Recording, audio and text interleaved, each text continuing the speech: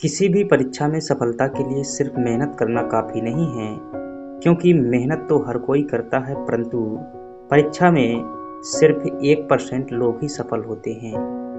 परीक्षा में सफलता के लिए आवश्यक है सही स्ट्रेटजी, सटीक सिलेबस की समझ, सटीक मार्गदर्शन और बार-बार रिवीजन, परीक्षा उपयोगी प्रश्नों का अभ्यास।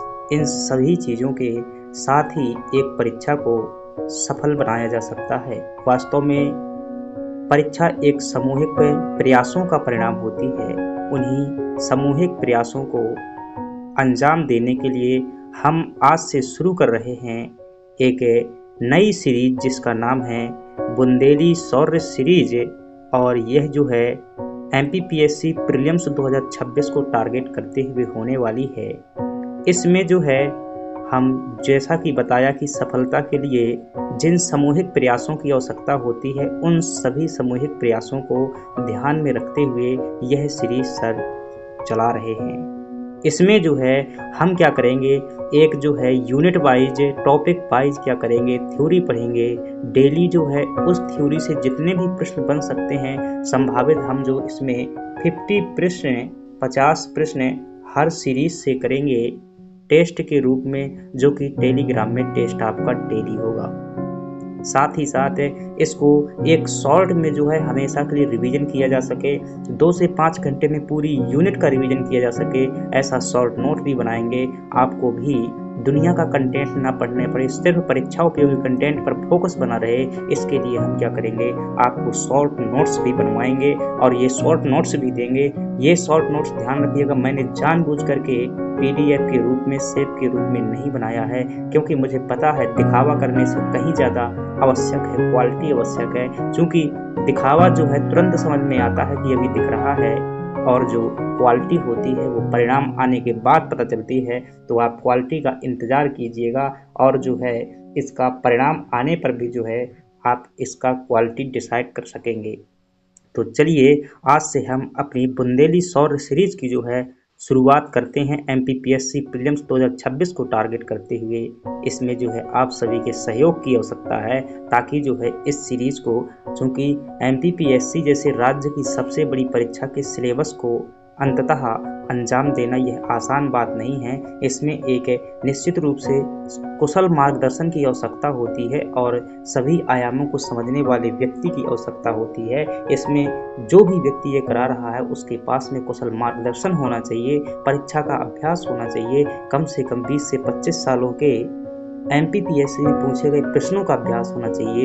इन सभी चीज़ों को करने के बाद मैं आपके सामने जो है ये बोल रहा हूँ कि हम जो है ये सीरीज शुरुआत कर रहे हैं। इन सभी चीज़ों का अनुभव मेरे पास में है। तो चलिए, सभी चीज़ें निःशुल्क होंगी, हर कार्य जो होगा इसी दौरान जो है आपका सहयोग चाहिए, और इस सहयोग के लिए मैं क्या कर रहा हूँ, इसकी शुरुआत कर रहा हूँ। मुझे उम्मीद है आप सभी लोग जो है हमेशा साथ बने रहेंगे और परीक्षा तक जो है निश्चित ही हमारे साथ बने रहेंगे। मैं कहूँगा ध्यान रखिएगा, इस सफ़र में निश्चित रूप से कठिनाइयाँ आने वाली हैं, क्योंकि यह आवश्यक नहीं, हर कोई मेहनत नहीं कर सकता है मेरे दोस्त।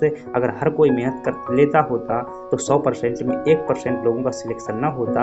आखिर 1% लोग क्या करते हैं जो उनका सिलेक्शन हो जाता है? तो याद रखिएगा, वो यही चीज़ करते हैं जो हम करने वाले हैं। परंतु मुझे पता है कि इसमें भी कई लोग क्या करेंगे, रास्ते में ही डर जाएंगे। तो मुझे उससे आवश्यकता नहीं है। अगर आप चलने के लिए तैयार हैं, कुछ लोग चलने के लिए तैयार हैं, तो हम क्या करेंगे, इसकी शुरुआत करेंगे। ध्यान रखिएगा, इसमें कहीं भी आपका कोई भी एक पैसे का चार्ज नहीं लगेगा, ना ही मैं जो है किसी प्रकार की संस्था चला रहा हूँ, ना भी कोई एजुकेशन को मैं व्यवसाय के रूप में प्रयोग कर रहा हूँ। हालांकि एजुकेशन वर्तमान में व्यवसाय है, कुछ भी बोला जा रहा है, कुछ भी बेचा जा रहा है मार्केट में, उसके पीछे मत दौड़िएगा।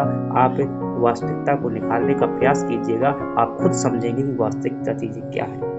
तो क्या कहूँगा, सुनिएगा, ध्यान से सुनिएगा और इसे जीवन में उतारिएगा। ये सिर्फ मेरी बातें नहीं है, ये आपकी भी आवाज़ है। ध्यान रखिएगा, आप जो सभी इससे सहमत हैं और संघर्ष के लिए तैयार हैं, उन सभी का मैं प्रतिनिधित्व करते हुए मैं कविता अपनी पढ़ रहा हूँ। ये कविता मेरी जो है खुद की लिखी हुई है। इसका एक अंश मैंने खुद लिखा हुआ है और एक अंश जो है मैंने अटल बिहारी वाजपेयी जी की कविताओं को जो है इसमें जोड़ा हुआ है।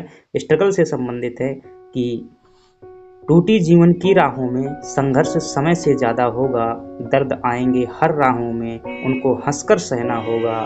माना कि है कठिन सफ़र माना की है कठिन सफर पर ये हमको तय करना होगा। बापू को है दर्द बहुत है, उसको भी कम करना होगा। जिस कर्म को जन्मा है माने उस कर्म को पूरा करना होगा। जिसे कर्म को जन्मा है माने उस कर्म को पूरा करना होगा। सीने में जो आग लगी है उसको भी शीतल करना होगा। पर शीतल करना सरल कहाँ, इसलिए हमको तो आग में चलना होगा। और जब आप सफर में चलेंगे तो बहुत सी कठिनाइयाँ आएंगी। कैसी कठिनाइयाँ आएंगी, परंतु हम जो है हमेशा तत्पर रहेंगे कि बाधाएं आती हैं आए, घिरे प्रलय की घोर घटाएं। पांवों के नीचे अंगारें, सिर पर बरसें यदि ज्वालाएं। निज हाथों में हंसते हंसते आग लगाकर चलना होगा। कदम मिलाकर चलना होगा, कदम मिलाकर चलना होगा। साथियों, मेरे साथ में जो है हर कदम में आपको साथ रहना होगा, तभी आप जो है उस मार्ग तक पहुंच सकेंगे। और कि हास्य रुदन में तूफानों में अगर असंख्यक है, बलिदानों में उद्यानों में वीरानों में, अपमानों में सम्मानों में, उन्नत मस्तक उभरा सीना पीड़ाओं में पलना होगा। अगर इस साथ में चलेंगे तो क्या होगा आपके साथ में कि उन्नत मस्तक उभरा सीना पीड़ाओं में पलना होगा, पर फिर भी कदम मिलाकर चलना होगा, कदम मिलाकर चलना होगा। और उजियारों में अंधकार में कलकहार में बीच धार में, घोर घृणा में पूत प्यार में, क्षणिक जीत में दीर्घ हार में, अरमानों को जीवन के सत सत आकर्षक में अरमानों को ढलना होगा। कदम मिलाकर चलना होगा, कदम मिलाकर चलना होगा। चूंकि ये हमारी पहली सीरीज है, इसलिए मैंने आपको अवगत करा दिया है और कुछ संदेश भी दिया है और कुछ प्रेरणा भी दी हुई है। चलिए हम जो है अपनी शुरुआत करते हैं। जैसा कि आपको पता है हमारे पास में जो है टॉपिक है, उस टॉपिक का नाम है जो है, पहले सबसे पहले हम पीछे से कर रहे हैं और मैं आज ही अवगत करा दूं। जैसे कि एक विषय में अपना एक यूनिट में हमारा इतिहास विषय है। क्या है, एक यूनिट में जो है हमारा इतिहास विषय है। यह अपने आप में एक बहुत बड़ा विषय है, याद रखिएगा। इतिहास विषय जो है अपने आप में एक बहुत बड़ा विषय है और इसे पूरा करने में मुझे अकेले 3 माह का समय लगता है।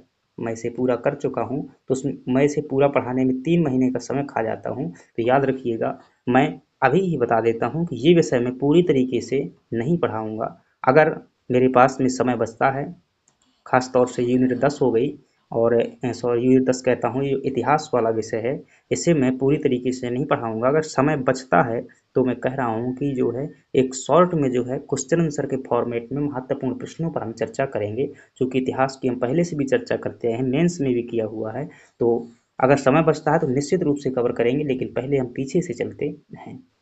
मैंने जो है पूरी स्ट्रेटजी के साथ में ये बोला हुआ है, हर चीज़ में वैज्ञानिक तरीके से सोची हुई है, उसके बाद ही जो है हम चल रहे हैं। चलिए, और हमारे पास में है अब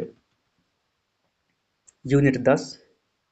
और यूनिट 10 में हमारे पास में क्या क्या है, आप जानते हैं कि यूनिट 10 में जो है, अब मैंने यहाँ पर सिलेबस नहीं लिखा हुआ है, मैंने एक दिन पहले ही ग्रुप में जो है सिलेबस का पीडीएफ या फोटो के रूप में भेजा हुआ था कि यूनिट 10 में क्या क्या है और हमारा जो है प्रतिदिन का टारगेट क्या रहने वाला है। लगभग उसमें मैंने बताया था कि 12 दिन में जो है हम क्या करेंगे, इस टारगेट को पूरा करेंगे। जो एमपी की जनजातियाँ हैं या जनजाति वाली यूनिट है, याद रखिएगा हर यूनिट से क्या होना है फ्रेंड्स, 10 नंबर के प्रश्न आना है लगभग। हाँ, 10 नंबर के प्रश्न आपको हर यूनिट से देखने को मिलेंगे। तो आप ये महत्व मत दीजिएगा कि कोई प्रश्न सरल आ रहा है कठिन आ रहा है, क्योंकि चाहे प्रश्न कठिन हो या सरल हो, आपको 1 नंबर यानी कि हर एक क्वेश्चन का जो है 2 नंबर मिलता है, तो 2 नंबर जो है हर क्वेश्चन में मिलना है, चाहे सरल हो या कठिन हो। चलिए, हम उसी को ध्यान में रखते हुए हर आयाम कवर है। मैं वादा करता हूँ अगर आपने शॉर्ट नोट्स पढ़ा और जो मैं टेस्ट देता हूँ उसको लगाया, तो आप चाहे कितनी मोटी किताब पढ़ लीजिएगा, चाहे मेरे शॉर्ट नोट पढ़ लीजिएगा, उतना ही काम करेगा, याद रखिएगा। चर्चा करने को तो हम एक क्लास पर बहुत सारी चर्चा कर सकते हैं, मैं एक आर्टिकल पर ही एक एक दो दो घंटे चर्चा कर सकता हूँ, लेकिन ये परीक्षा की स्ट्रेटजी के अनुरूप नहीं होता है, याद रखिएगा। कम समय में जो चीज़ें हो जाएं, और कहते हैं ना वो जो गर्म लोहे में हथौड़ा मारना, वही अच्छी स्ट्रेटजी होती है।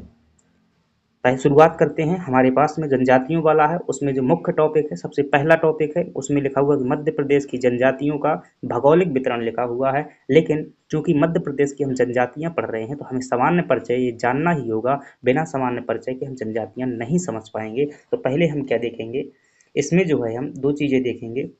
सबसे पहला हमारे पास में क्या होगा, इसमें सबसे पहले हम जो है देखेंगे सामान्य परिचय देखेंगे, जनजातियों का मध्य प्रदेश में सामान्य परिचय देखेंगे। देन इसके बाद में हम क्या करेंगे, जो मतलब जनगणना 2011 है, इससे प्रश्न आते हैं, जनगणना 2011 है उसके अकॉर्डिंग जो है मध्य प्रदेश में जनजातियों की क्या स्थिति है उनको देखने का प्रयास करेंगे। आपको लिखना क्या है, ध्यान रखिएगा। आपको पहली बात तो ध्यानपूर्वक समझना है, अभी लिखना नहीं, मेरी यह सलाह है। कब लिखेंगे? आपको जो है ये पीडीएफ जो है मैं टेलीग्राम में भेज दूंगा। कहाँ पर भेज दूंगा? टेलीग्राम में जो है ये पीडीएफ भेज दूंगा, या फिर इसका लिंक ही मैं जो है डिस्क्रिप्शन बॉक्स में कमेंट बॉक्स में डाल दूंगा। तो वहां से जो है आप इसे क्या करेंगे, लिखेंगे। अभी हर बात को समझिएगा, क्योंकि इसमें मैंने पूरी बात नहीं लिखी हुई है, फालतू की भाषा नहीं लिखी हुई है, मैंने सिर्फ वो कीवर्ड लिखे हैं जो परीक्षा में आपसे पूछे जाने की संभावना है। तो आप ये तभी शॉर्ट नोट्स आप बना पाएंगे, समझ पाएंगे, जब आपको क्लास ध्यान से जो है देखेंगे, क्योंकि ये इन शब्दों का मतलब समझने के लिए डिटेल में आपको सुनना होगा। तो सुनिएगा ध्यान से। सबसे पहली बात कि हम जनजातियां पढ़ने वाले हैं, आखिर जनजातियां होती क्या हैं। सबसे पहली बात जो हम करने वाले हैं कि जो है जनजातियां होती क्या हैं। सबसे पहली बात आपको ये पता होना चाहिए कि जनजातियां होती क्या हैं। तो जनजातियों की बात करें, ऐसे मानव समूह, जनजातियां क्या होते हैं? मनुष्य ही होते हैं, याद रखिएगा। ऐसे मानव समूह जो विकास की मुख्य धारा से वंचित हैं। फ्रेंड्स, क्या हैं? विकास की मुख्य धारा से वंचित हैं और परंपरागत जीवन शैली का निर्वहन करती हैं, वो क्या है? जनजातियां हैं। मतलब नहीं समझ में आया? चलिए, कोई दिक्कत नहीं, हम समझते हैं एक एक चीज को। विकास की मुख्य धारा, आप जानते हैं कि अभी जो है बहुत से ऐसे गांव हैं जहां पर सड़कें नहीं हैं। कल्पना कीजिएगा कि आप कीचड़ वाली सड़क से निकलते हैं। कहाँ से निकलते हैं? कीचड़ वाली सड़क से निकलते हैं, जहां आज शहरों में देखेंगे तो हाईवे बने हुए हैं, नेशनल हाईवे बने हुए हैं, एक्सप्रेसवे बने हुए हैं। क्या बने हुए हैं? एक्सप्रेसवे बने हुए हैं। एक्सप्रेसवे बने हुए हैं, मतलब सुपर फास्ट गाड़ी चलने के लिए, मेट्रो चलने की बात हो रही है। हवा में इंसान उड़ रहा है। वहीं भारत में ऐसे कुछ शहर भी हैं जहां पर जो है अभी क्या है, सड़कें ही नहीं हैं। क्या है? सड़कें ही नहीं हैं। तो वहां पर सड़कों होना चाहिए। तो सड़कें नहीं, तो ये विकास की जो है बहुत पिछड़ी हुई धारा है। अभी भी आप कल्पना कीजिए कि कोई व्यक्ति झोपड़ी में रह रहा है, झोपड़ी में रह रहा है, एक घर में जो है कीड़ा आ जाता है, सर्प आ जाता है, और वो सर्प जो है एक व्यक्ति को काट लेता है, और व्यक्ति जो है खत्म हो जाता है। बताइएगा कि जहाँ वो प्राकृतिक जीवन से अपनी रक्षा नहीं कर पा रहा है, और यहाँ लोग जो है पैसा कमाने की बात करते हैं, तो क्या उनके लिए जो है मुख्य धारा में शामिल करने के लिए एक आवास की आवश्यकता नहीं है? बहुत ज़्यादा हो सकता है। याद रखिएगा, अभी भी पानी लेने के लिए लोग जो है क्या करते हैं, जो बरसात का पानी है, डबका में भरा हुआ है, तालाब में भरा हुआ है, उसको पीने के लिए उपयोग करते हैं। जी हाँ, आप शहर में रह रहे हैं, आप कभी गाँवों की कल्पना करके देखिएगा। आप जो है निश्चित रूप से 4G 5G की दुनिया में जी रहे हैं। आप जो है बहुत भाग्यशाली हैं, आपको यह अवसर मिला हुआ है। तो आप कभी उन लोगों की कल्पना करके देखिएगा, चूंकि आप मेरे भविष्य के अधिकारी हैं। तो आपको इन सब चीज़ों से जो है मैं भावनाओं के साथ में रूबरू कराऊंगा। यही जो है एक शिक्षक का असली धर्म होता है कि जिस चीज़ में आप जानना चाहते हैं उसको जो है तन मन धन से जो है उन चीज़ों को अवगत करिए। अन्यथा एमपीपीएससी के सिलेबस में एसडीएम बनने के लिए जनजातियां पढ़ने की आवश्यकता क्या है? क्योंकि आप जब लाखों लोगों के ऊपर शासन करेंगे तो आपको पता होना चाहिए कि किसके साथ में कैसी योजनाओं का क्रियान्वयन करना है, क्या नहीं करना है। चलिए, तो जनजातियों का मतलब आप समझ गए कि जनजातियां ऐसे लोग हैं जो अत्यंत निम्न जीवन वर्तमान में जी रहे हैं। हालांकि वो वर्तमान में जो जितने भी कानूनी प्रयास किए गए हैं मेरे दोस्त, याद रखिएगा, जितने भी कानूनी प्रयास किए गए, जैसे मैं आरक्षण की बात करूं, तो आरक्षण चंद मुट्ठी भर लोग जो है इसका लाभ ले रहे हैं। मैं इसकी आलोचना करने में पीछे नहीं हटता हूं, बराबर से आलोचना कर देता हूं। आप कल्पना कीजिएगा, जिन लोगों के पास में जो है ये कुछ भी नहीं है, जिनकी ऐसी दुर्दशापूर्ण जिंदगी है, और एक व्यक्ति ऐसा है, मान लीजिए मैं उदाहरण के लिए कह रहा हूँ, एसआई है, सब इंस्पेक्टर है, वो भी जो है एसटी कोटे से क्या कर रहा है, एसटी रिजर्वेशन का पूरा फायदा ले रहा है।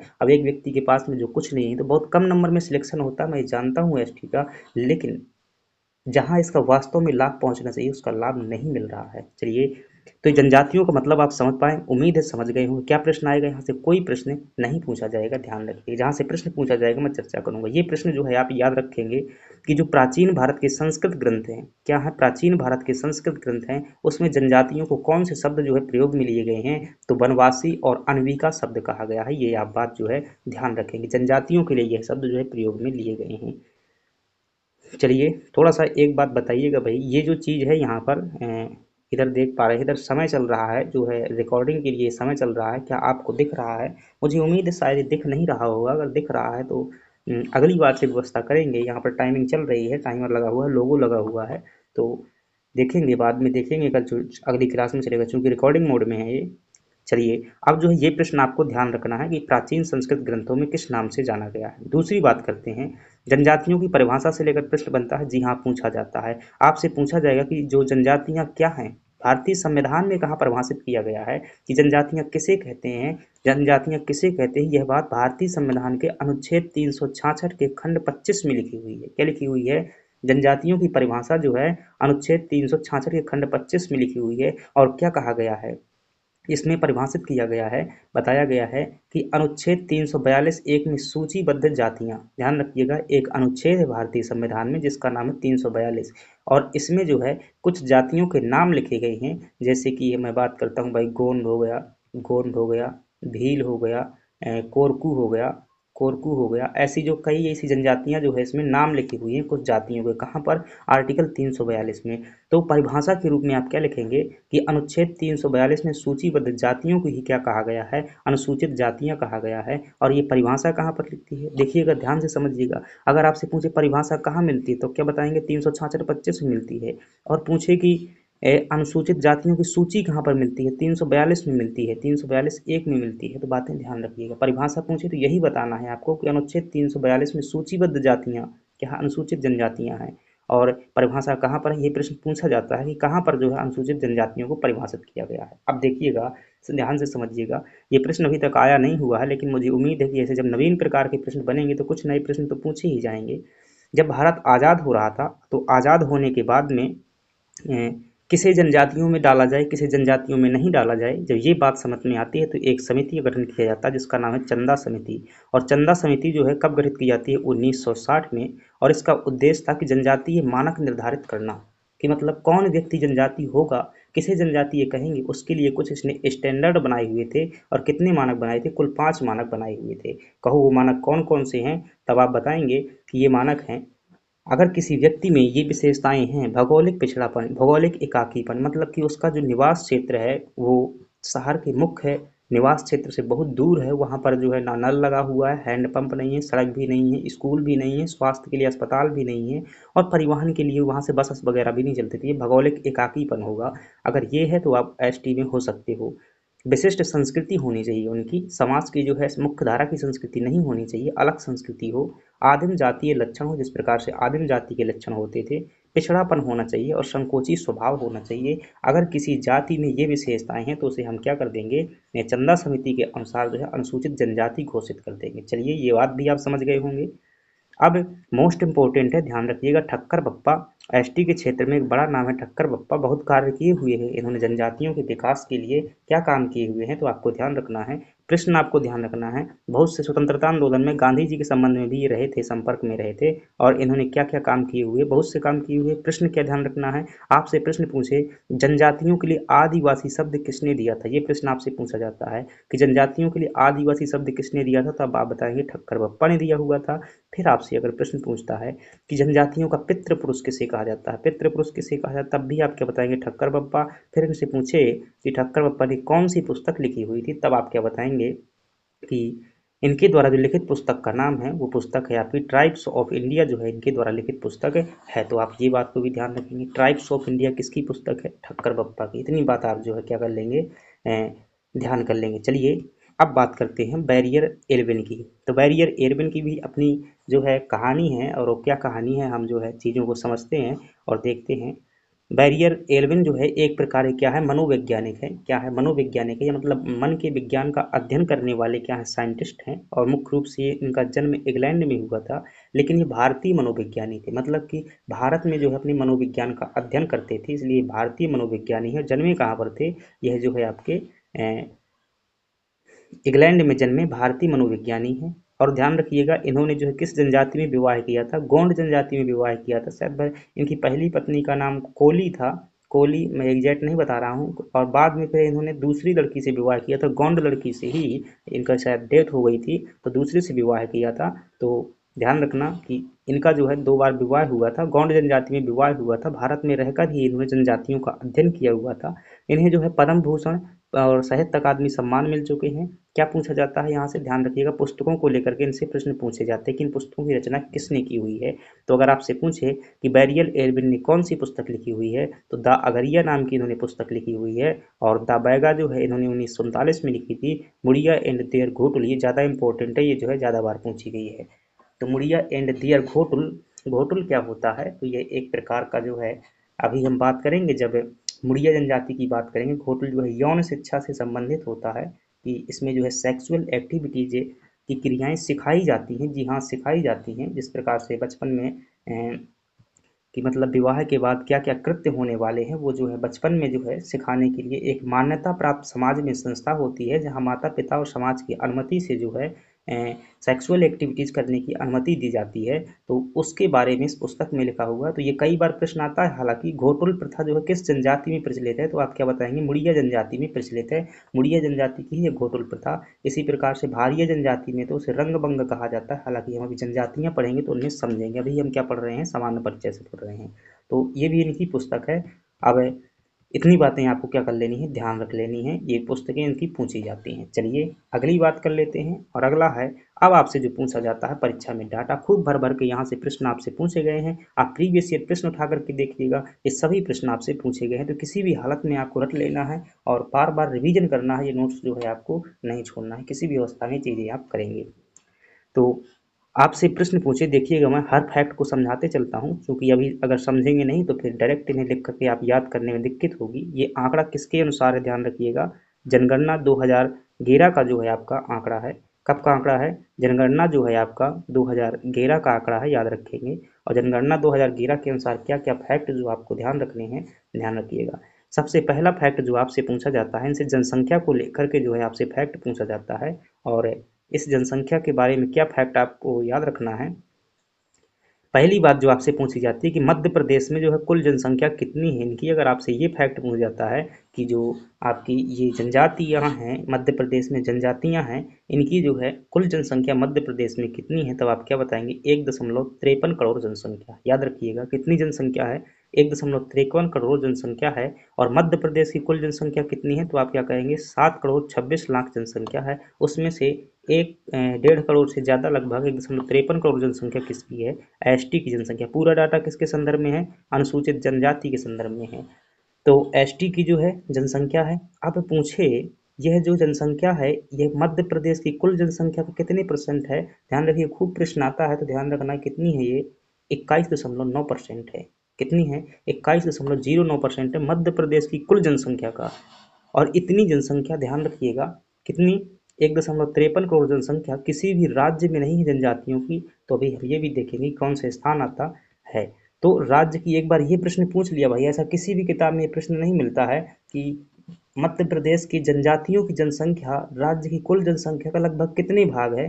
तो सॉरी, मैंने यहाँ पर क्या लिखा हुआ है, 1/2 लिखा हुआ है, 1/5 जो है यहाँ पर आप लिखेंगे नोट्स में, याद रखिएगा कितना लिखेंगे, 1/5 लिखेंगे। देखिए कई बार गलतियाँ हो जाती हैं, तो आप जो है न डायरेक्ट नोट से लिखेंगे तो आपको जो है वो गलतियाँ हो सकती हैं आपसे भी। तो आप जो है क्लास देखिएगा जिसमें मैं बताऊंगा, तो यहाँ पर कितना लिखेंगे आप, 1/5 भाग है। चूँकि देखिएगा लगभग 1.5 करोड़ है, तो अगर देखेंगे तो 5 गुना, 1 गुना है और 5 गुना पूरी जनसंख्या हो जाएगी। तो 1/5 भाग क्या है, मध्य प्रदेश के जनजातियों की जनसंख्या है, किसकी तुलना में, मध्य प्रदेश की कुल जनसंख्या की तुलना में 1/5 है। ठीक है, तो ये ध्यान रखेंगे, वाला पूछा गया है। अब स्थान देखिएगा, आपसे पूछे जनसंख्या के मामले में, मतलब कि जनजातीय जनसंख्या के मामले में मध्य प्रदेश का प्रथम स्थान है पूरे भारत में। क्या है, पूरे भारत में कौन से स्थान है, प्रथम स्थान है एसटी जनसंख्या के मामले में। और पूछे प्रतिशत के मामले में, अगर पूछे तो कौन से स्थान है, 13वां स्थान है। ध्यान रखेंगे प्रतिशत के मामले में कौन सा स्थान है, 13वां स्थान है। जनसंख्या के मामले में कौन सा स्थान है, प्रथम स्थान है। किसकी जनसंख्या के मामले में, एसटी जनसंख्या के मामले में। आपसे पूछे मध्य प्रदेश में सर्वाधिक एसटी जो है किन जिलों में रहती है, तो आप बताएंगे धार जिले में जो है 12 लाख रहती है, फिर उसके बाद बड़वानी में है, उसके बाद झाबुआ में है। जनसंख्या में जो है 3 बड़े जिले कौन से हैं, आपके ये हैं। फिर पूछे न्यूनतम जनसंख्या वाले जिले कौन से हैं, तो भिंड जिला में जो है सबसे कम एसटी रहती है, यहाँ पर 6131 रहती है। दूसरे नंबर में आपका दतिया आएगा, तीसरे नंबर में जो है आपका मुरैना आएगा। फिर पूछे सर्वाधिक जनसंख्या प्रतिशत क्या? सर्वाधिक जनसंख्या प्रतिशत, समझ रहे हैं ना? प्रतिशत का मतलब अलग होता है। प्रतिशत का मतलब है कि एक जिले में जैसे जितनी भी जनसंख्या रहती है उसमें से कितनी जनसंख्या है, ये बात अलग हो गई। कितने प्रतिशत जनसंख्या है, ये बात अलग है। तो प्रतिशत के मामले में जब आपसे पूछे, प्रतिशत के मामले में पूछे कि सर्वाधिक जनसंख्या प्रतिशत किस जिले में है, तो ध्यान रखिएगा सर्वाधिक एसटी जनसंख्या प्रतिशत जो है अलीराजपुर में है। यहाँ पर जितनी भी जनसंख्या है उसमें से 89% जनसंख्या जो है केवल एसटी की है। किसकी है? अनुसूचित जनजाति की है, याद रखिएगा। एसटी मतलब समझ रहे हैं ना, शेड्यूल्ड ट्राइब होता है। संविधान में अनुसूचित जनजातियों के लिए एसटी या शेड्यूल्ड ट्राइब शब्द लिखा गया है। न्यूनतम जनसंख्या प्रतिशत कहाँ पर है? तो न्यूनतम जनसंख्या प्रतिशत जो है भिंड में है, जहाँ पर एसटी मात्र 1% से भी कम देखने को मिलती है, 0.4% देखने को मिलती है। अब सर्वाधिक दशकीय वृद्धि कहाँ पर रही है? जनजातियों की जो एसटी है उनके लिए सर्वाधिक वृद्धि दर जो है कहाँ पर है? सर्वाधिक वृद्धि दर छतरपुर में है, याद रखिएगा। वैसे मध्य प्रदेश की दशकीय वृद्धि दर जो है इंदौर में है, लेकिन जनजातियों की जो दशकीय वृद्धि दर है छतरपुर में है। और न्यूनतम दशकीय वृद्धि दर कहाँ पर है? आपकी मंदसौर में है, याद रखिएगा। सब डाटा किसके संदर्भ में है? एसटी के संदर्भ में है। अगली बात करते हैं। अब आपसे पूछे कि जनजाति जनसंख्या मतलब कि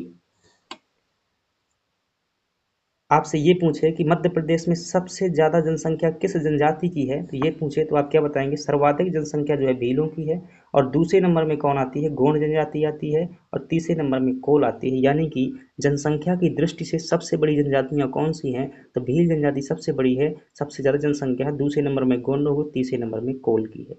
फिर आप देखेंगे कि राज्य में जनजातियाँ, कुल जनजातियाँ कितनी रहती हैं? आपसे ये प्रश्न पूछा जाए कि मध्य प्रदेश में जो है कुल कितनी जनजातियाँ रहती हैं, ध्यान रखिएगा। अभी तक जो है 2003 के पहले 46 जनजातियाँ थी, और वर्तमान में कितनी हैं? 43 जनजातियाँ मध्य प्रदेश में कुल रहती हैं। और इसमें जो कीर, मीना, पारधी हैं, ये 2003 में क्या कर दी गई थी? जनजातियों की सूची से बाहर कर दी गई थी, याद रखिएगा। तो पहले ये भी एसटी में शामिल थी, तो पहले 46 हुआ करती थी, 2003 में इन्हें बाहर कर दिया गया था। अब देखेंगे कि मध्य प्रदेश में जो पीवीटीज हैं वो कौन सी हैं? पीवीटीज यानी कि विशेष रूप से पिछड़ी जनजातियां कौन सी? अभी इनकी बहुत डिटेल में चर्चा करेंगे जब इनका टॉपिक आएगा। अभी यहाँ पर नाम बस याद रख लीजिएगा। बैगा, सहारिया और बहारिया, ये क्या तीन जनजातियां हैं जो मध्य प्रदेश में सबसे विशेष रूप से पिछड़ी जनजातियां हैं। और भारत में पीवीटीज कितनी है? 75 है, याद रखिएगा। मध्य प्रदेश में कितनी है? 3 है। अगर आपसे पूछे मध्य प्रदेश की सबसे बड़ी जनजाति कौन सी है, तब तो आप भील बता देंगे। सबसे पिछड़ी हुई जनजाति कौन सी है? ध्यान रखिएगा, भारिया है। अब थोड़ा सा जो है आप राजनीतिक आंकड़ा देख लीजिएगा। आपसे पूछे कि मध्य प्रदेश की जो विधानसभा है उसमें अनुसूचित जनजातियों के लिए कितनी सीटें रिजर्व की गई हैं, तो आप बताएंगे 47 सीटें रिजर्व की गई हैं। और ये प्रावधान कहाँ पर है? अनुच्छेद 332 में किया गया है। और लोकसभा में कितनी सीटें आरक्षित हैं? देखिए, लोकसभा में अगर एसटी के लिए बात करेंगे पूरे भारत में 47 सीटें आरक्षित हैं, लेकिन मध्य प्रदेश में बात करेंगे तो 6 सीटें आरक्षित हैं। ये भी आप ध्यान रखें। ये अनुच्छेद 330 में ये प्रावधान है। तो ये क्या हुआ? 2011 के अनुसार जनगणना हो गया और जनजातियों का सामान्य परिचय हो गया। अब हम जो है मूल टॉपिक देखते हैं, और हमारा मूल टॉपिक क्या है? जनजातियों का भौगोलिक वितरण। देखिएगा, सिलेबस में जो है एमपीपीएससी ने जो पॉइंट दिया है उसका वास्तविक मतलब समझिएगा। यहाँ पर जनजातियों को गहराई से नहीं पढ़ना है, सिर्फ क्या बताना है? भौगोलिक वितरण बताना है कि मालवा के पठार में कौन सी जनजाति पाई जाती है, और वितरण मतलब क्या है? कहाँ पर कौन केंद्रित है। आपसे ये प्रश्न पूछे कि बुंदेलखंड में कौन सी जनजाति पाई जाती है। आपसे ये प्रश्न पूछे कि विंध्याचल पर्वत में कौन सी जनजाति पाई जाती है। आपसे ये पूछे कि मध्य भारत के पठार में कौन सी, ऐसा वितरण आपको बताना है। और कौन सी जनजाति कहाँ पाई जाती है ये भर आपको बताना है, ध्यान रखिएगा। इसके अलावा यहाँ पर कुछ नहीं बताना है। जो चीज़ें बताना है मैंने यहाँ पर सब लिखी हुई हैं। तो जब हम जनजातियों का भौगोलिक वितरण करते हैं तो मध्य प्रदेश में इसके लिए 4 प्रदेशों में क्या है?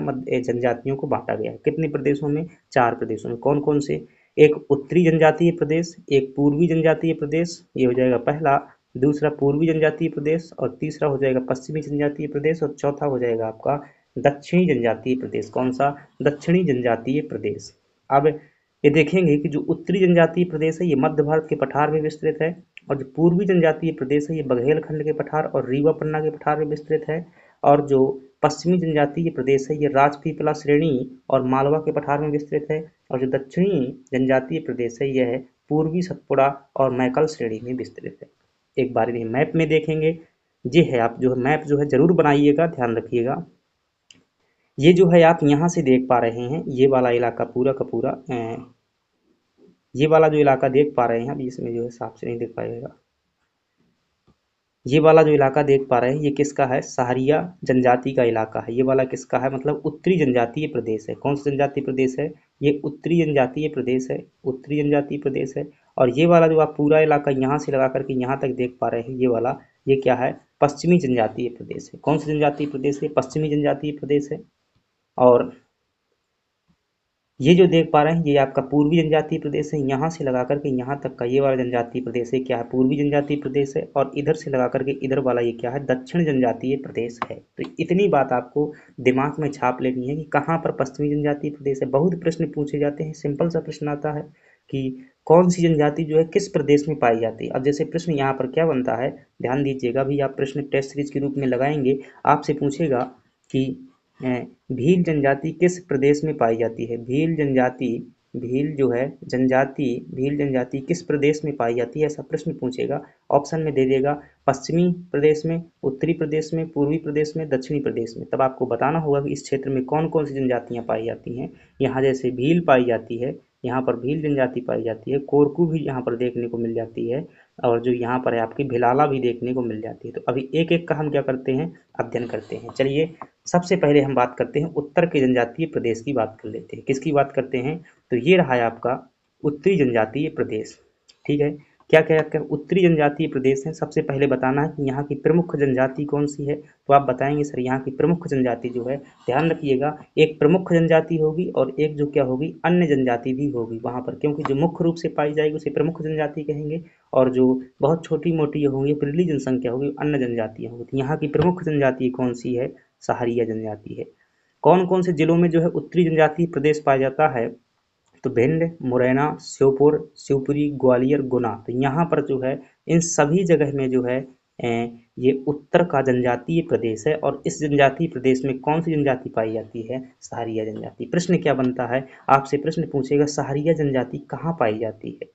अब आपसे मैं जैसे यहाँ पर प्रश्न पूछूं, अभी प्रश्न पूछता हूँ, आपसे प्रश्न पूछूं कि सहारिया जनजाति निम्नलिखित में से कहाँ पाई जाती है, सहारिया कहाँ पाई जाती है, ये आपका क्या है प्रश्न है। ऐसा ही प्रश्न आएगा, ध्यान रखिएगा।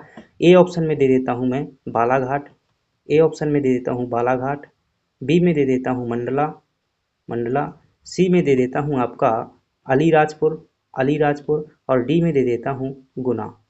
तो आप इसमें देखिएगा हमारा कौन सा जिला जो है यहाँ पर मैच करता है, वो गुना में जो है सहारिया पाई जाती है, तो गुना आपका सही हो जाएगा। अगर भिंड ऑप्शन में दिया है तो भिंड सही हो जाएगा। मुख्यतः अगर बात करें ना कि मुख्य रूप से सहारिया जनजाति जो है कहाँ पर देखने को मिलती है, श्योपुर में, लेकिन इन सभी जिलों में देखने को मिलती है, ज़्यादा जनसंख्या श्योपुर में है।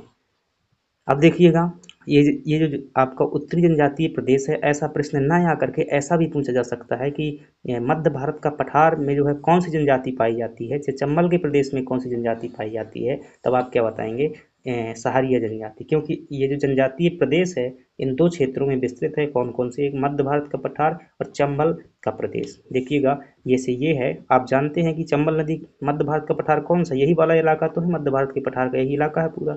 और चंबल नदी कैसे जाती है, यहाँ से निकल करके ऐसे इस प्रकार से यहाँ से जाती है। तो चंबल के प्रदेश में, मध्य भारत के पठार में, भौगोलिक स्थिति से भौगोलिक वितरण जो है हमारे सिलेबस में लिखा हुआ है। तो भौगोलिक वितरण आपको ध्यान रखना है कि जो है मध्य भारत का पठार यहाँ पर पड़ता है, चंबल नदी भी जाती है, तो इस क्षेत्र में कौन सी जनजाति होगी, सहारिया। ये आपको चीज़ें अनुमान लगानी पड़ेगी, जब आप जो है सब चीज़ें देख लेंगे तो समझ में आ जाएगा खुद ही खुद। तो इसका विस्तार जो है आपने देख लिया। ध्यान रखिएगा, अगर आपसे पूछे कि मध्य प्रदेश में कुल विकास खंड कितने हैं, ब्लॉक जिन्हें बोलते हैं, मध्य प्रदेश में कुल कितने ब्लॉक हैं, तब आपका जवाब होगा कि सर 313 हैं, थोड़ी बढ़ भी सकते हैं, मुझे डाटा एग्जैक्ट अभी याद है 313 पहले थे भाई, डाटा सर बदल गया हो, तो 313 हैं 2023 तक के अनुसार मैं बता रहा हूँ। अब इनमें से जो है 13 में से 89 जो क्या है आदिवासी विकास खंड है। तो मध्य प्रदेश में कुल कितने आदिवासी विकास खंड हैं, तो आप क्या बताएंगे 89 हैं। उन 89 आदिवासी विकास खंडों में जो उत्तर का जनजातीय प्रदेश है उसमें एकमात्र आदिवासी विकास खंड पड़ता है जिसका नाम है श्योपुर। तो इतनी चीज़ें आपको इसमें क्या कर लेना है, ध्यान कर लेना है। यहाँ कुछ चीज़ें नोट में दी हुई हैं तो इनको भी आपको लिखना है कि आपसे पूछे, ये इसी का हिस्सा है, ध्यान रखिएगा इसी का हिस्सा है। और इसमें ध्यान रखना है कि जो ये है आपका सहारिया जनजाति संग्रहालय मध्य प्रदेश में कहाँ पर स्थित है, तो आप क्या बताएंगे, श्योपुर जिला में स्थित है सहारिया जनजाति का संग्रहालय। आपसे प्रश्न पूछे कि भारत का इथोपिया किसे कहा जाता है, क्या बताएंगे, श्योपुर को कहा जाता है। क्यों, क्योंकि इथोपिया, ध्यान रखिएगा, कुपोषण के लिए पूरे विश्व में जाना जाता है। किसके लिए जाना जाता है? कुपोषण के लिए। और मध्य प्रदेश में सबसे ज़्यादा कुपोषित जो जनजाति है उसका नाम क्या है? सहारिया जनजाति। चूँकि सहारिया जनजाति श्योपुर जिला में पाई जाती है तो मध्य भारत का इथोपिया श्योपुर को कहा जाता है। चलिए अब हम बात करते हैं अगले जनजातीय प्रदेश की। हमारे पास में जो अगला जनजातीय प्रदेश है पूर्वी जनजातीय प्रदेश। और आप जो है मैप में जरूर देखिएगा पूर्वी जनजातीय प्रदेश कहाँ पर है। ये हमने देखा हुआ है, ये है पूर्वी जनजातीय प्रदेश इधर वाला। ठीक है, तो पूर्वी जनजातीय प्रदेश में क्या क्या याद रखना है? यह जनजातीय प्रदेश में ध्यान रखिए कुल जनजातियों का 14.4% भाग रहता है। जैसे मध्य प्रदेश में जितनी भी जनजातियां हैं उनका 14.4% भाग कहाँ पर रहता है? पूर्वी जनजातीय प्रदेश में रहता है। विस्तार इसका कहाँ पर है? तो बघेलखंड के पठार में, रीवा पन्ना के पठार में और कैमूर श्रेणी में जो है यह जनजातीय प्रदेश पाया जाता है। कौन कौन से जिले आते हैं इसके अंतर्गत? शहडोल, अनूपपुर, उमरिया, सीधी, सिंगरौली, डिंडोरी ये जिले आते हैं। अब आपसे प्रश्न पूछे कि यहाँ की जो है प्रमुख जनजाति कौन सी है? अगर प्रमुख जनजाति पूछे तो क्या हो जाएगी? कोल जनजाति यहाँ की प्रमुख जनजाति है। कौन सी जनजाति? कोल। और यहाँ की अन्य जनजातियाँ कौन सी हैं? तो आप क्या बताएंगे? यहाँ की जो अन्य जनजातियाँ हैं उसमें नाम आता है बैगा, सहारी, पनिका और कंवार, गोंड, ये क्या है? यहाँ की अन्य जनजातियाँ हैं। लेकिन प्रमुख जनजाति कौन सी है? आपकी कोल है। यहाँ पर कितने आदिवासी विकास खंड हैं? ध्यान रखिएगा इसमें जो है 10 आदिवासी विकास खंड हमें देखने को मिल जाते हैं। उसमें कितने थे? 1 थे। तो पूर्वी जनजातीय प्रदेश में कितने आदिवासी विकास खंड हैं? 10 हैं। चलिए और बातें करते हैं। और अब जो है हमारे पास में वो है पश्चिमी जनजातीय प्रदेश। और पश्चिमी जनजातीय प्रदेश में आपको क्या क्या ध्यान रखना है? यहाँ पर जो है कुल जनजातियों कितने परसेंट रहता है? तो ध्यान रखिएगा 36 दशमलव जो है आपका 27% जो है यहाँ पर कुल जनजातियों का रहता है। कितने परसेंट?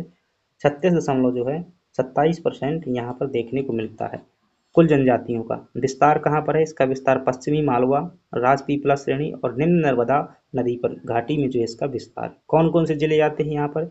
अलीराजपुर, झाबुआ, धार, रतलाम, खंडवा, बड़वानी और बुरहानपुर। अब इसमें जो है कुछ समझाने की बात नहीं है फ्रेंड्स, जो चीज़ें समझाने की है मैं समझा रहा हूँ। चूँकि लिखा हुआ है, आपको चीज़ें जब याद हो जाएंगी तब आप जो है बहुत अच्छे से समझ पाएंगे, हर प्रश्न का जवाब भी दे पाएंगे। याद रखिएगा।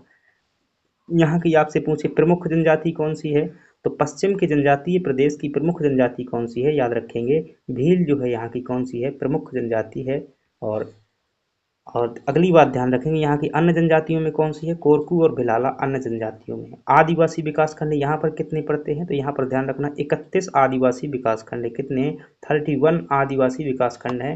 मध्य प्रदेश में कुल कितने हैं? 89 हैं। और पूर्वी में कितने थे? 10 थे। पश्चिम में कितने हैं? 31 हैं। उत्तर में कितने थे? 1 था। अब यहाँ पर और जो ध्यान रखना है, एक प्रश्न और पूछा जाता है मध्य प्रदेश में अगर पूछे सबसे ज्यादा जो है विकास खंड किस जिले में पड़ते हैं? आदिवासी विकास खंड, तो धार जिले में है, जो कि 12 विकास खंड देखने को मिल जाते हैं। अगली बात करते हैं जो है, अब है हमारे पास में कौन सा विकास खंड? ये दक्षिणी जनजातीय प्रदेश है। और दक्षिणी जनजातीय प्रदेश में आपको ध्यान रखना है कि यहाँ पर कुल एसटी का कितने परसेंट रहता है? तो आप बताएंगे कि यहाँ पर 23% जो है कुल एसटी का रहता है। यहाँ की जो प्रमुख अनुसूचित जनजाति है उसका नाम क्या है? कोरकू है। ध्यान रखिएगा एसटी भी लिखिएगा, शॉर्ट लैंग्वेज है ये, जरूरी नहीं है अनुसूचित जाति शब्द लिखें, तो आप एसटी भी लिख सकते हैं, क्योंकि हमें समझना है, रिवीजन करना है हमें। और अन्य जनजातियां यहाँ की कौन सी हैं? अन्य एसटी, तो भारिया हो जाएगी, गोंड हो जाएगी, बैगा हो जाएगी, आगरिया हो जाएगी। और आपकी जो है अन्य जनजातियों में यहाँ पर हलवा जनजाति, ध्यान रखिएगा हलवा जनजाति इसी प्रदेश में आती है। कौन कौन से जिले जो है इस जनजाति प्रदेश के अंतर्गत हैं?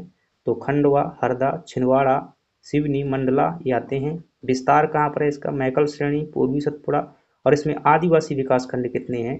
37 आदिवासी विकास खंड है। एक प्रश्न इस तरह से बन सकता, अच्छा प्रश्न है। आपसे पूछे कि सर्वाधिक आदिवासी विकास खंड किस जनजातीय प्रदेश में पड़ते हैं? तो आप क्या बताएंगे? सर्वाधिक आदिवासी विकास खंड किस जनजातीय प्रदेश में है? तो आप बताएंगे कि दक्षिणी जनजातीय प्रदेश में, यहाँ पर 37 हैं। तो चलिए अब थोड़ा सा मैप में जो है शॉर्ट चीज़ें देख लेते हैं। यहाँ पर देखिएगा, समझिएगा। आप शॉर्ट नोट बनाएंगे और इसे एक बार रिवीजन करेंगे, 2 बार करेंगे, जब याद हो जाएगा तो बहुत मजा आएगा। ध्यान रखिएगा। इसके बाद इस पूरे टॉपिक को आज 5 मिनट में रिवीजन कर लेंगे। क्या कर लेंगे आप? 5 मिनट में रिवीजन कर लेंगे। और संपूर्ण यूनिट का सिलेबस जब याद हो जाएगा तो 2 घंटे में क्या कर पाएंगे आप? जो है याद कर लेंगे। अब बताइएगा, अगर 1 यूनिट 2 घंटे में रिवीजन कर सकते हैं तो फिर 5 यूनिट कितने में? 10 यूनिट कितने में? 20 घंटे में रिवीजन कर लेंगे। परीक्षा के एक दिन पहले आसानी से रिवीजन कर पाएंगे आप। तो यहाँ पर देखिएगा आपको क्या क्या चीज़ें जो है ध्यान रखनी है, थोड़ा सा ध्यान दीजिएगा। आपसे पूछे कि पूर्वी प्रदेश की प्रमुख जनजाति कौन सी है, तो आपका जवाब क्या होगा कि सर पूर्वी प्रदेश की जो प्रमुख जनजाति है उसका नाम क्या है, तो आप बताएंगे कोल जो है यहाँ की प्रमुख जनजाति है। ठीक है। आपसे पूछे दक्षिण की प्रमुख जनजाति कौन सी है दक्षिण जनजातीय प्रदेश की, तो आप बताएंगे कोरकू जो है दक्षिण के जनजातीय प्रदेश की प्रमुख जनजाति है। पश्चिम के जनजातीय प्रदेश की प्रमुख जनजाति कितनी है, तो भील जो है यहाँ की प्रमुख जनजाति है। और इधर की प्रमुख जनजाति कौन सी है उत्तर की, तो आप क्या बताएंगे सहारिया जो है यहाँ की प्रमुख जनजाति है। कौन सी है, सहारिया है। ठीक है। फिर और बातें आपसे अगर पूछी जाएं, दूसरी बातें पूछी जाएं, क्या पूछा जाएगा अभी, आपसे पूछे यहाँ पर कितने विकास खंड पड़ते हैं, तो ध्यान रखिएगा ब्लॉक जो है यहाँ पर एकमात्र ब्लॉक पड़ता है और जो श्योपुर जिले में पड़ता है एक है। यहाँ पर कुल ब्लॉक कितने हैं, पूर्व में जो है पूर्वी जनजातीय प्रदेश में कितने ब्लॉक है, तो यहाँ पर 37 ब्लॉक हमने, सॉरी, यहाँ पर हमने कितने पढ़े थे, यहाँ पर 31 ब्लॉक पढ़े हुए थे और पूर्व में जो है शायद 10 ब्लॉक हमने पढ़े हुए थे और यहाँ पर जो है 37 ब्लॉक पढ़े हुए हैं दक्षिणी आदिवासी प्रदेश में 37। तो यहाँ पर सर्वाधिक आदिवासी ब्लॉक हैं। और यहीं पर धार जिला है, वहाँ पर जो 12 आदिवासी विकासखंड पड़ते हैं यानी ब्लॉक पड़ते हैं। और अब थोड़ा सा जो है आप वो चीज़ें ध्यान रखिएगा भौगोलिक वाली। अब यहाँ पर जो है ये वाला जो क्षेत्र है, ये वाला क्षेत्र ये क्या है, मध्य भारत के पठार का क्षेत्र आता है, मध्य भारत का पठार है। और जो ये वाली चोटी है यहाँ पर ये राजपीपला श्रेणी की चोटी है। और इधर जो है आपकी कौन सी चोटी है, इधर जो है सतपुड़ा श्रेणी की पूर्वी सतपुड़ा वाली चोटी है, पूर्वी सतपुड़ा है। और यहाँ पर आपका जो क्या देखने को मिल जाएगा, ये आपका थोड़ा सा कैसा बन रहा है भाई, ये वाला क्षेत्र जो है ये किसका है, ये मैकाल श्रेणी का भाग है, ये मैकाल श्रेणी का भाग है। और यहाँ पर जो है आपकी विंध्याचल श्रेणी पड़ती है, यहाँ पर आपकी विंध्याचल श्रेणी पड़ती है। और ये जो है आपकी ये वाली श्रेणी यहाँ पर ये भांडेर श्रेणी है। और यहाँ पर जो है आपकी कैमूर श्रेणी देखने को मिलती है। और जो ये वाला पठार है ये आपका रीवा पन्ना का पठार है, इधर किसका पठार है, बघेलखंड का पठार है, इधर जो है आपका बुंदेलखंड का पठार है। और ये पूरा का पूरा जो है आपका ये मालवा का पठार है, ध्यान रखिएगा। अब एक कैसा प्रश्न पूछा जाएगा, तो भौगोलिक स्थिति को लिंक करके प्रश्न पूछता है भाई कि कौन से पठार में कौन सी जनजाति होगी, कौन से पर्वत में कौन सी जनजाति होगी। तो आपको जनजातीय प्रदेश पता है ना कि कौन सा जनजातीय प्रदेश कौन पड़ता है, तो आप अनुमान लगाइएगा कि भाई रीवा पन्ना का पठार किस जनजातीय प्रदेश में पड़ेगा। तो आप चीज़ें समझ जाएंगे जब इनको जो है प्रॉपर याद कर लेंगे। ठीक है, बन जाएगा, गारंटी है, चिंता मत कीजिएगा। अब जो है जनजातियों का वितरण हो गया, ये सभी चीज़ें जो है हो चुकी हैं। अब आपको ध्यान रखना है, ये टेबल जो है याद कर लेनी है। मध्य प्रदेश की प्रमुख जनजातियां और उनका वितरण, सीधा सीधा प्रश्न पूछ लेता है कि कौन सी जनजाति कहाँ पाई जाती है। तो ये हालांकि 100% नहीं इसे कहेंगे, क्योंकि एक जनजाति जो है कई जिलों में पाई जाती है, लेकिन जहाँ पर ज़्यादा जनसंख्या है उसके आधार पर मैंने ये टेबल बनाई हुई है। तो ज़रूर इसे याद कीजिएगा, लिखिएगा। आपसे पूछे कि गौंड जनजाति कहाँ पर देखने को मिलती है, तो आप क्या बताएंगे, गौंड जनजाति संपूर्ण मध्य प्रदेश में देखने को मिल जाती है। लेकिन थोड़ा सा समझेंगे इसे, जैसे मैंने ये क्या बनाया, ये मध्य प्रदेश का मैं यहाँ पर मैप बना रहा हूँ और आपको चीज़ें समझा रहा हूँ। अरे भाई थोड़ा सा रुकेंगे,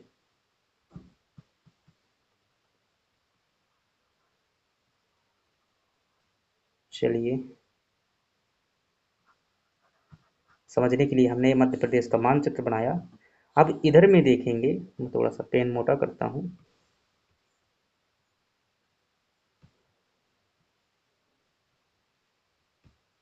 ये वाला हिस्सा मानिएगा, ये कौन सी नदी है, हमारी अमरकंटक के पहाड़ी से निकलती है, इस नदी का नाम है नर्मदा नदी।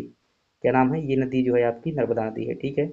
अब नर्मदा नदी के दक्षिण में ये कौन सा पठार है, इसे सतपुड़ा मैकाल श्रेणी कहा जाता है। ये जो मैं ब्लैक कलर से बना रहा हूँ ये क्या है, सतपुड़ा मैकाल श्रेणी है थोड़ी सी। ये जो है आपकी कौन सी है, सतपुड़ा मैकाल श्रेणी है ये वाली। ठीक है, सतपुड़ा मैकाल श्रेणी है। और इधर देखेंगे दूसरी तरफ तो यहाँ विंध्याचल श्रेणी पड़ती है, विंध्याचल ये हो जाएगी आपकी भांडेर श्रेणी, ये हो जाएगी कैमूर श्रेणी। तो ज़्यादा करके जो गौंड जनजाति है, कौन सी जनजाति, जो ज़्यादातर गौंड जनजाति है वो कहाँ रहती है, तब आप बताएंगे कि ज़्यादातर गौंड जनजाति इस क्षेत्र में रहती है और इस क्षेत्र में। तो नर्मदा नदी के दोनों ओर जो विंध्याचल और सतपुड़ा पर्वत हैं, इन्हीं में अधिकांश जनजातियां रहती हैं। ध्यान रखिएगा, वो मुख्य शहरों में नहीं रहती हैं, उनका निवास ज़्यादा करके पहाड़ी क्षेत्र होता है, तो यहीं पर रहती हैं। कुछ यहाँ कैमूर श्रेणी में रहती है, कुछ यहाँ मैकाल श्रेणी में रहती हैं। तो ऐसे जो है जनजातियाँ रहती हैं, तो ज़्यादातर यहाँ पाई जाती हैं, बाकी संपूर्ण मध्य प्रदेश में गौंड जनजाति देखने को मिलती है। फिर आपसे पूछे कि मध्य प्रदेश में जो है भील और भिलाला जनजाति कहाँ पर पाई जाती है, तो ये जो है झाबुआ, अलीराजपुर, धार में जो है देखने को मिलती है। अगर एक जिला पूछे तो आप बता देना अलीराजपुर में पाई जाती है। और अगली बात करें, आपसे पूछे सहारिया जनजाति कहाँ पर पाई जाती है, तो सहारिया में देखो यहाँ पर जिला नहीं लिखे हुए हैं, तो हमने जो उत्तरी जनजाति प्रदेश देखा था इसमें से कौन कौन से जिले थे आप लिख लीजिएगा, यहाँ पर लिखिएगा। श्योपुर जिला जो है, श्योपुर हो जाएगा, भिंड हो जाएगा, भिंड हो जाएगा, श्योपुर, भिंड, मुरैना, श्योपुर, भिंड, मुरैना, ग्वालियर, ग्वालियर, ग्वालियर, गुना, इन सभी जिलों में जो है सहारिया जनजाति देखने को मिल जाती है, ध्यान रखिएगा। आपसे पूछे कि बैगा जनजाति जो है कहाँ पर देखने को मिलती है, आपसे ये प्रश्न पूछे कि बैगा जनजाति जो है कहाँ देखने को मिलती है, तब आप बताएंगे कि मंडला जिले में।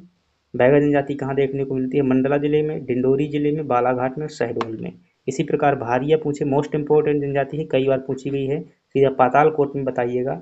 भारिया जनजाति मुख्य रूप से कहाँ पर पाई जाती है, ध्यान रखिएगा पातालकोट में। अन्य जिलों में जो है जबलपुर भी है और छिंदवाड़ा भी है, जो अन्य जिलों में पाई जाती है, जबलपुर और छिंदवाड़ा भी है, लेकिन मुख्यतः ये आपकी पातालकोट में देखने को मिलती है। कोरकू जनजाति खंडवा और बैतूल में, कोल जनजाति रीवा, सतना, शहडोल में, पनिका जो है आपकी शहडोल और सीधी में, हलवा जनजाति बालाघाट में, भिम्मा जनजाति बैतूल छिंदवाड़ा में, पारधी जनजाति रायसेन और सीहोर में, और अबूझ माड़िया जनजाति छिंदवाड़ा में, कंवार जनजाति शहडोल और अनूपपुर में, मंडला में, बंजारा जनजाति सागर, उज्जैन, मंदसौर में, और खैरवार जनजाति ये कत्था बनाने का कार्य करती है पन्ना, छतरपुर और सीधी में, सौर जनजाति पन्ना, छतरपुर और सागर में। तो ये जो क्या हो जाएगा, अब इसमें जो मैंने स्टार चिन्ह लगाया हुआ है ये कई परीक्षाओं में सीधे सीधे पूछी गई हैं, तो ये स्टार वाले वो हैं कि और ज़्यादा इनकी पूछे जाने की संभावना है, रेड कलर से स्टार लगा हुआ है। अब अगली बात जो है जनजातीय गौरव दिवस। जनजातीय गौरव दिवस, इसमें जो है जनजातियों से संबंधित ये महत्वपूर्ण जो है आपके दिवस हैं, इनको भी याद करना है। आपसे प्रश्न पूछे कि विश्व आदिवासी दिवस कब मनाया जाता है, तब आप बताएंगे 9 अगस्त को। क्यों मनाया जाता है, क्योंकि 9 अगस्त के दिन जो है यूएनओ द्वारा 1994 में क्या कर दी गई थी, घोषणा की गई थी। आपसे जनजातीय गौरव दिवस पूछे, ध्यान रखना है पूछे गए हैं, मैं जो नोट्स बनाया हूँ ये प्रीवियस ईयर क्वेश्चन के बेस पर ही बनाया हुआ हूँ। तो जनजातीय गौरव दिवस 15 नवंबर को मनाया जाता है। क्यों मनाते हैं, क्योंकि 2021 में घोषणा की गई थी और बिरसा मुंडा की जो है 15 नवंबर के दिन जयंती होती है। तो उनके जन्म तक विमुक्त जनजाति दिवस कब मनाया जाता है, 31 अगस्त को, और 2021 में जो है एक विशेष पंचायत का आयोजन किया गया था, उसी दिन से ये मनाया जा रहा है विमुक्त जनजाति दिवस। ये क्या है, हमारे सिलेबस के अनुसार जो है मूल अंश है, ध्यान रखिएगा सिलेबस में इतनी ही बातें हमारी लिखी हुई हैं। अब आपको कोई कितना भी डिटेल में पढ़ाता रहे कोई मतलब नहीं, आगे जो है हमारे सिलेबस में लिखा हुआ है कि जनजातियाँ, तो वहाँ पर जब हम पढ़ेंगे गौंड जनजाति, तब गौंड जनजाति की गहराई से हर बात को पढ़ेंगे। जब हम भील जनजाति पढ़ेंगे तो भील की हर बात गहराई से पढ़ेंगे। जनजातियों का वितरण हमारे सिलेबस में लिखा हुआ है, इतनी ही बातें थी, और शुरुआत में मैंने क्या करवाया हुआ है, सामान्य परिचय करवाया हुआ। तो ये शॉर्ट नोट आप लिख लीजिएगा, अगर नहीं लिखेंगे तो कोई मतलब नहीं होगा, ध्यान रखिए, क्योंकि जो क्वेश्चन बनेंगे रिवीजन बनेगा, रिवीजन का आधार होगा, इसी के आधार पर होगा। जरूर लिखिएगा, अगर आप 2026 में सफलता पाना चाहते हैं तो जरूर जो है जैसा कहता हूँ वैसा करिएगा। और एक बात और, कई बार जो क्या होता है फ्रेंड्स कि आपकी कितनी क्वालिटी है, ये जो है आपकी जो है कितनी गुणवत्ता है, यह लोग पूरा देखने के बजाय जो है कई बार कई माध्यमों से निर्धारण करते हैं। तो मतलब क्लास की गुणवत्ता कितनी है, कई बार जो है इसका निर्धारण यूट्यूब में जो है कमेंट बॉक्स देख कर की जाती है। तो आप लोग क्या कीजिएगा, अगर अच्छा है, क्या है अच्छा है, तो एक अच्छा सा कमेंट कर दीजिएगा। अगर मतलब औसत अच्छा है तो औसत सा कमेंट कर दीजिएगा कि इस चीज़ की कमी है, आप इसमें सुधार कीजिएगा।